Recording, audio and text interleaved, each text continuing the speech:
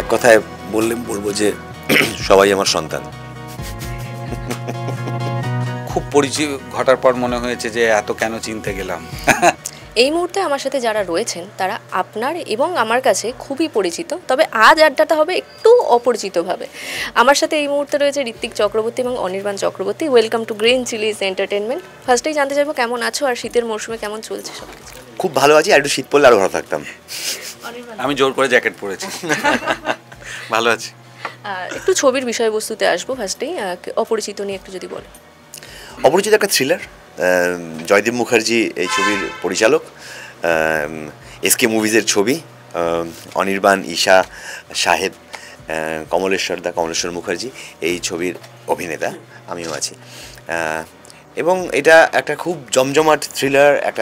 একজন দম্পতি, তাদের একটা অ্যাক্সিডেন্ট হয় এবং অ্যাক্সিডেন্টের পর যে হাজব্যান্ড যে চরিত্রে আমি অভিনয় করছি তার খানিকটা স্মৃতিভ্রংশ হয়ে যায় এবং সে তার নিজের স্ত্রীও কদিনের জন্য এ থেকে আবার ফিরে আসে। সেও তারও অ্যাক্সিডেন্টটা হয়েছিল এবং তার ওই স্ত্রী পরিচয়টা আমি তাকে চিনতে পারছি না যে আমার স্ত্রী বলে। আসলে আমার মনে নেই কিছু, চিনতে পারছি না বলে মনে হচ্ছে যে কোনো কনস্পিরেসি হয়ে যাচ্ছে কিনা। আমার খালি মনে হচ্ছে এই মানুষটা আমার অচেনা, অথচ সে আমার খুব চেনা হওয়ার কথা ছিল, তাও অপরিচিত মনে হচ্ছে। এবং এইটার থেকে যেহেতু একটা অ্যাক্সিডেন্ট হয়েছে তাই একজন পুলিশও জড়িয়ে আছে এবং এইটার থেকে তৈরি হওয়া রহস্য এই ছবিটাকে এগিয়ে নিয়ে যায়। ফাইনালি শেষমেশ কী হয় সেটা দেখতে হবে 10 তারিখ আসছে ছবিটা। এবং অনির্বাণদা পুলিশ অফিসারের চরিত্রে আবারও, মানে এর কতবার হলো? অগুন্তি, প্রচুর বার হয়েছে। কিন্তু এই পুলিশের চরিত্রটা প্রাথমিকভাবে হচ্ছে ভারতবর্ষের বাইরের পুলিশ, এক নম্বর। দ্বিতীয়, এই চরিত্রটাকে না কিছু কিছু চরিত্র আছে যাদেরকে বা মানুষ থাকেন যাদেরকে গেস করা মুশকিল, তুমি দেখে বুঝতে পারবে না যে কি চাই কি। হ্যাঁ, তো এই অভিক দত্ত যে সে অভিক দত্ত বলে নিজেকে, এবং খুবই মানে তার একটা নিজস্ব স্টাইল আছে এবং এক্সপ্রেশনলেস একটা লোক, যার মুখ দেখে তুমি কিছু বুঝতে পারবে না যে ভালো না খারাপ, ভালো চাইছে না খারাপ চাইছে, এরকম একটা লোক আবার এরকম একটা জটিল পরিস্থিতির মধ্যে এসে উপস্থিত হয়েছে। তো অনির্বাণ চক্রবর্তী এবং ঋত্বিক চক্রবর্তী যখন শুটিং ফ্লোরে একসাথে কাজ হলো, তো একে অপরের কোন বিষয়টা ইন্সপায়ার করে বা ভালো লাগার জায়গা তৈরি করেছে দুজনের ক্ষেত্রেই কোনো একটা বিষয়? আগেও বলেছি, আবারও বলি যে অনেকই ভালো লাগার বিষয় আছে। এমনি অভিনেতা হিসেবে ও খুবই গুণী অভিনেতা এবং মানে যে পদ্ধতিতে একটা চরিত্রকে ভাবে, চরিত্রর কাছে পৌঁছয়, সেটা দারুণ। দুর্দান্ত রকম প্রস্তুতি থাকে একটা চরিত্রের পিছনে, সেটা শিক্ষণীয় এরকম বলতে পারি। আমি তো ওর সাথে আলাপ হওয়ার অনেক আগে থেকেই ওকে দূর থেকে দেখে শিখছি, যখন আমি অভিনয় করতাম না, এবং আমার অত্যন্ত প্রিয় একজন অভিনেতা। আমার এটা তো বটেই যে আগে ওকে দেখে শিখেছি, যখন একসাথে অভিনয় করেছি ও কীভাবে অ্যাপ্রোচ করছে ক্যারেক্টারটাকে, কীভাবে অভিনয় করছে সেটা সামনাসামনি দেখে শিখেছি।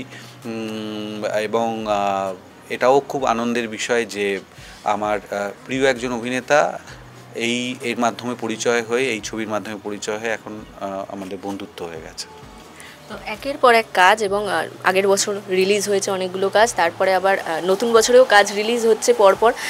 দর্শকদের থেকে প্রশংসা পাওয়া আলাদা আলাদাভাবে, সেগুলো মানে নেক্সট কাজের ক্ষেত্রে কতটা মোটিভেট করে তোমাদের?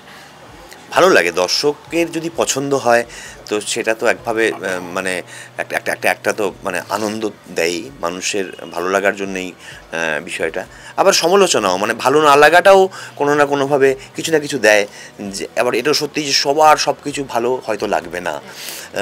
তো সেই বোধটা জানতে পারাটাও খারাপ নয়, মানে মানুষের যে ভালো লাগবে না সেটা বুঝতে পারাটাও একটা পাওয়া। তো আর দর্শকের ভালোবাসা সত্যি আমি অনেক পেয়েছি, মানুষ পছন্দ করেন, খুব ভালোবাসেন, ইয়াং অভিনেতারাও খুব ভালোবাসে। তো এটা একটা আশীর্বাদের মতনই প্রায়।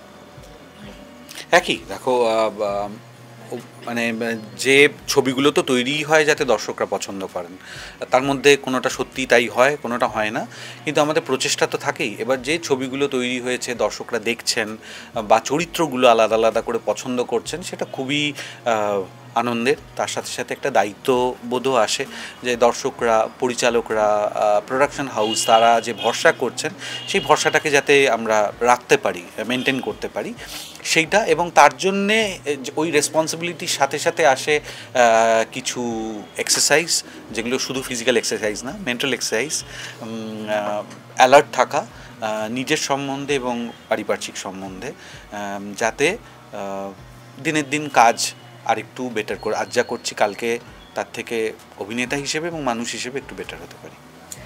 তো অনেক রকম ক্যারেক্টারে তোমাদের দেখা গেছে, মানে অনেক রকম মানে আলাদা আলাদা কাজ, সেখানে ক্যারেক্টারে সেট প্রচুর ভাঙতে দেখা গেছে তোমাদের। সেই জায়গায় দাঁড়িয়ে এখনও অবধি করা তোমাদের কাছে নিজেদের পছন্দের ক্যারেক্টার বা পছন্দের কোন কাজটা তোমাদের কাছে সব থেকে এখনও অবধি ফেভারিট হয়ে রয়েছে?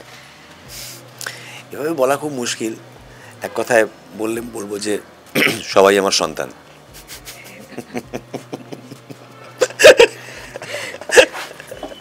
আমার পক্ষে এরকম একটা কোনো পয়েন্ট আউট করা মুশকিল।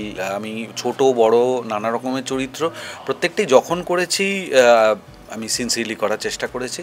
তার মধ্যে কোনোটা এমন হয় যে দর্শকরা বেশি দেখেছেন, কোনোটা বেশি পছন্দ করেছেন, কিন্তু আমার কোনো এক্সপিরিয়েন্স নেই। রাদার আমি এটা বলতে পারি যে খুব অপছন্দ হয়েছে কিন্তু করেছি, হ্যাঁ, জোর করে, সেরকম কোনো এক্সপিরিয়েন্স আমার নিজের নেই। আমার ভালো লেগেছে বলেই করেছি। সেটা কখনো কখনো হয়েছে যে দর্শকদের বেশি ভালো লেগেছে বা কম ভালো লেগেছে, কিন্তু সেই প্রত্যেকটাই আমার কাছে খুব গ্রহণযোগ্য। যা ফিডব্যাক পেয়েছে, ভালো লেগেছে বা ভালো লাগেনি। জয়দীপদার কাজ এই অপরিচিত, সেই ক্ষেত্রে যখন তোমাদের কাছে স্ক্রিপ্টটা এলো বা কাজের জন্য কলটা এলো, সেই সময় কি মানে জয়দীপদা বলছে এটাই তোমাদের কাছে একটা বিশাল কিছু, নাকি তারপরেও তোমাদের কাছে স্ক্রিপ্টটাও ইম্পর্টেন্ট ছিল? সেটা না, চরিত্রটার সম্পর্কে তো খানিকটা বললাম। চরিত্রটার একটু নিজস্ব জটিলতা আছে এবং অবশ্যই পরিচালকের একটা গুরুত্ব থাকে, কোন পরিচালকের সঙ্গে কাজটা করছি সেটারও একটা খুব গুরুত্বপূর্ণ ব্যাপার। তো সেই ক্ষেত্রে জয়দীপদার সাথে আমি অনেক দিন ধরেই কাজ করেছি। অনেক কাজ করা হয়নি, কিন্তু অনেক বছর ধরে করেছি আর কি, মানে অনেক দিন আগে থেকে জয়দীপদার সাথে কাজ করেছি। তো পরিচালক হিসেবে জয়দীপদারকে একেবারেই চোখ বন্ধ করে ভরসা করা যায়, এই ধরনের একজন পরিচালক। অতএব আর গল্পটা তো তোমাকে খানিকটা বললাম, যেহেতু থ্রিলার পুরোটা বলেও ওঠা যাবে না। তো চরিত্রটা খুবই ইন্টারেস্টিং, গল্পটা একটা দারুণ থ্রিলার, এবং আমার যে ধরনের ছবি মনে হয় যে অনেক মানুষ দেখে আনন্দ পাবেন, সেই রকম একটা ছবি হবার এর মধ্যে সব রকমের মানে মজুদ আছে। তো অনেক কিছু মিলিয়ে ছবিটাকে টেনেছে। শুধু জয়দীপদাও যেমন নয়, তেমনি জয়দীপদাও একটা গুরুত্বপূর্ণ ভূমিকা আছে এই ছবিটা করার জন্য।